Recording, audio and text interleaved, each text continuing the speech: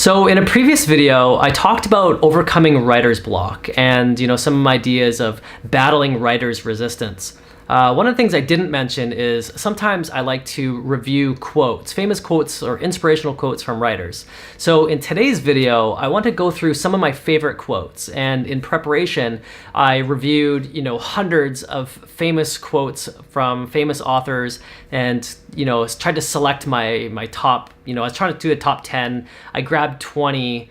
And it's very, very difficult to omit some because, I love so many of these quotes, but I found 20 that I really love, and I'll go through them, pretty quickly, but then I'll explain, maybe what they mean to me. So let's get started. Okay, so the first quote is by C.J. Chera, and it goes, "It is perfectly okay to write garbage as long as you edit brilliantly."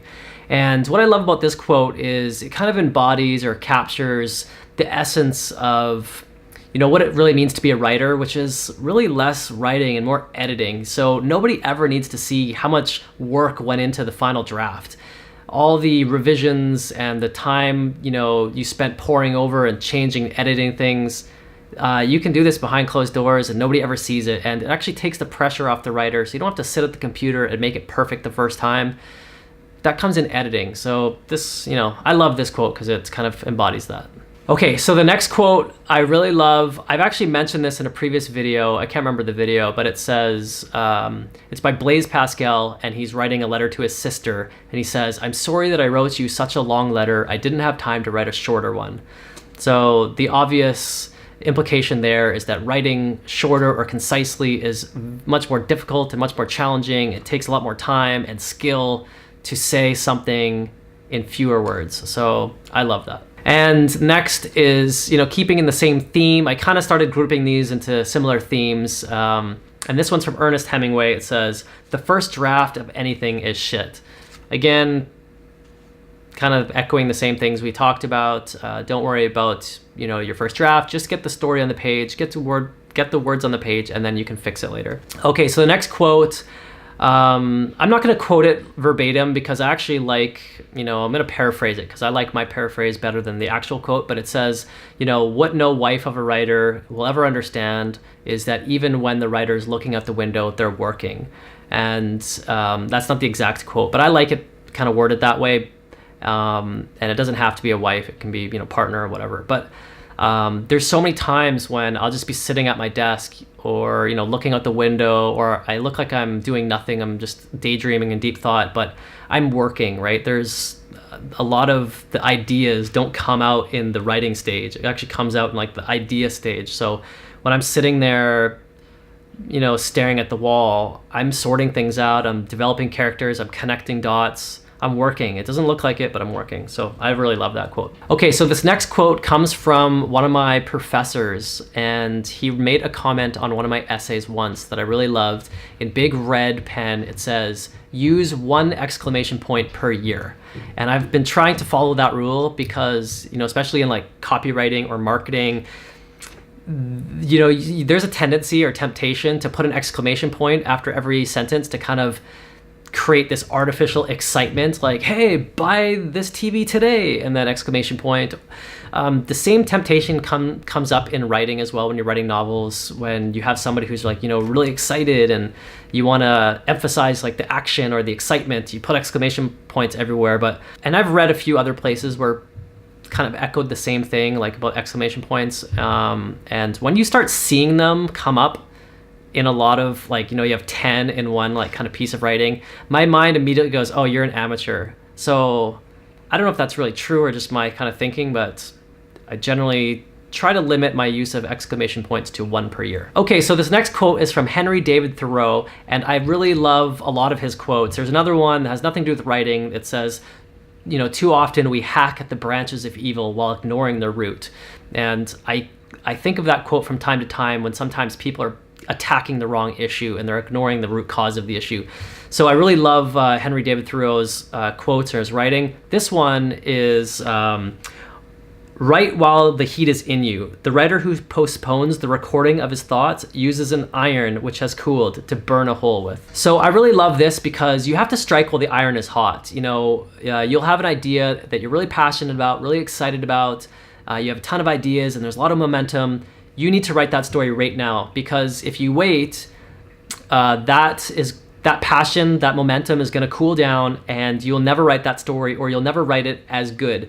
Like The Art of the Hustle. If I didn't write that and I started writing it today, I probably wouldn't write it. Like, I'll write something else, or it might not have that same kind of passion. I was really passionate. This is like the first book I ever wrote, and I was really passionate about writing it, and I think it shows in the writing. And there's a lot of ideas that I come up with. I had this one idea to write a superhero book, and I just, you get busy. I have a million ideas, and, I have a job, and, I'm traveling, and I just didn't end up writing it. And I was really into this story, and then the passion just died, and I'm probably never going to write it. So yeah, if you don't write it while the iron is hot, you may never write it. And that's kind of a shame, because that book will never exist, and no one will ever hear that story. And so yeah, I really love that quote. Okay, so this next quote is by Thomas Jefferson, and it says, "The most valuable of all talents is that of never using two words when one will do." And I really love this. I have a philosophy background, and philosophy, you have to be very concise with your words, and it's really trained me to be very economical with my words. As a writing exercise, we would have to come up with an argument, pick which side of the argument that we choose, write the best argument that we can in support of that topic, and then come up with the best objection, and then answer that objection all within 250 words, which is basically a quarter of a page. One page is about 1,000 words. That is such a small space to do all that. So you want to write about, let's say, is eating meat ethical? And you have 250 words to make an argument, to have a rebuttal, or have a response, and then rebut that response.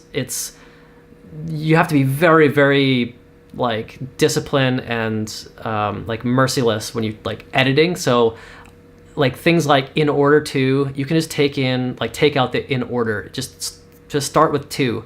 Or there's a lot of things like a bunch of, you can just write an assortment. It's saying the same thing with fewer words. So I'm obsessed with that, and so I really love that quote. Okay, so this next quote, I wasn't able to find the source of the author who said it, but I really loved it and I wanted to include it. It says, "Don't get married to any piece of writing." It may be even not the exact quote, but that's something like that. And so I really love this. When I'm writing, I might write something really beautiful and, poetic, or, really paints a scene, or, I spend, all day on it. But if it doesn't fit the story, it has to go. And it's the hardest choice sometimes you have to make. But I try to remind myself, hey, if this doesn't fit, don't get married to anything. Don't get so obsessed, oh, I have to keep this in. This is my baby. I worked so hard on it. No, cut it out, and maybe copy and paste into another Word document if you really love it and you don't want to delete it. But yeah, I really love that quote. Okay, so this next quote, I really love it for a lot of reasons, and it comes up with in literature and movies, and maybe even songs. It's from Barbara Kingsolver, and it says, "Don't try to figure out what other people want to hear from you. Figure out what you have to say. It's the one and only thing that you have to offer." And there's so many movies and books. One comes to mind off the top of my head is Rounders with Matt Damon. It's this poker movie. It wasn't commercially successful as far as I know, or even some of Kevin Smith movies Clerks. These are not, people make these movies, and a small percentage of the population love these films, and they become kind of cult classics. But it doesn't make sense from a commercial standpoint to make them, right? It doesn't make sense to make Rounders 2, or some of these indie movies. They're never going to be big smash blockbusters. I think sometimes it's maybe tempting to write or to perform art in what's trendy or what's successful. You can see this in stand-up comedians, where they look at somebody who's successful and then they kind of copy that style. Or writers who go, oh, superheroes are really popular right now, I'm gonna write a superhero book. Or, oh, mermaids are really popular, or vampires or zombies. But I think that's a mistake, and I deliberately don't do that. So a lot of my books, I'm not writing for everybody. Not everybody's gonna like The Art of the Hustle or The Secret Manuscript or I Am Rome. I have a book, I Am Rome, it's all about aliens. I mean, I know that this is not gonna be this huge smash hit, but for a handful of people, 10,000 people in the world, they might love that book. I love that book. And so I'm trying to find my audience, right? Next one is from E.L. Doctorow. It says, writing a novel is like driving a car at night. You can only see as far as the headlights, but you can make the whole trip that way. I guess I like this quote for the fact that there's many times where I've written novels where I don't know, 5 chapters ahead, I have no idea what's gonna happen, but I do know 1 or 2 chapters ahead. And then when I write those, I know the next 2 chapters. I don't even know how it's gonna end. I don't know what the 3rd act is. I know nothing. I'm just I'm 2 chapters behind and just like moving the story forward. Okay, so this next quote is from Jim Collins. He wrote a book. I can't remember what the book is called, but you can look it up, and it says, good is the enemy of great. Don't write to just finish something. Take your time and make it great. And this is actually true with a lot of things you do in life. If you're at your job, I think a lot of times I meet people, they're like, oh, this is good enough. But when you settle for good enough, you don't ever reach greatness. And with a lot of my art, my books, whether I've reached greatness or not, I at least try. I'm like, yeah, this is pretty good. And then you ask yourself the hypothetical question, if it was great, what would that look like? Oh, it'd be really great if this. I'm like, well, why don't you just do that and make it great? Try to make it the best as possible. And I think sometimes there's a balance, right? You have to fight time versus kind of like perfection. Like these YouTube videos, I could take the time to make, really cool, catchy thumbnails and maybe put in more effects, but I don't have time for that. So I just make the best what I can do with the time I'm given. So yeah, I don't know. It's a balancing act. So this next quote is from Flannery O'Connor, which is a very Irish sounding name. And it says, I write to discover what I know. I love this quote, not just because when I'm telling a story, I don't even know the story. I know fragments of the story. And when I'm writing it, I discover the story for the first time. And so a lot of times I'm just writing, like, I need to know what this story is. So let me just write, let me get some ideas on a page, and then I'll kind of sort it out and I'll figure it out.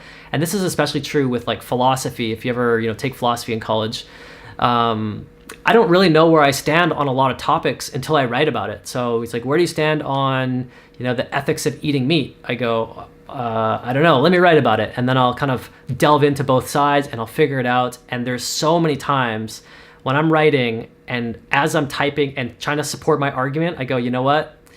This argument doesn't hold up. I'm actually wrong. Let me flip sides and then I'll write from the other side. I go, this is why eating meat is unethical or whatever. I'm just giving that as an example. So there's a lot of times where I start writing and then I flip and I go, you know what? I don't actually believe that because it's become obvious as I write it down. And this is, true with writing novels as well. Okay, so the last quote is from the great and powerful Stephen King. And he says, amateurs sit and wait for inspiration. The rest of us get up and go to work. So I love that. I love the idea of treating writing like a disciplined athlete. Like you show up, you do your reps, you work hard, and you get it done. And I've met so many people, these kind of laissez-faire artists who kind of wait for inspiration. I don't necessarily operate like that. I show up every day and I put in work. And so yeah, Stephen King is kind of saying the same thing, and that's why I like it. Okay, so there it is. Those are some of my favorite quotes on writing. Again, I skipped dozens of other ones that I liked, but just in the interest of time, I omitted them. So if you have any other great quotes that I missed, put it in the comment section below.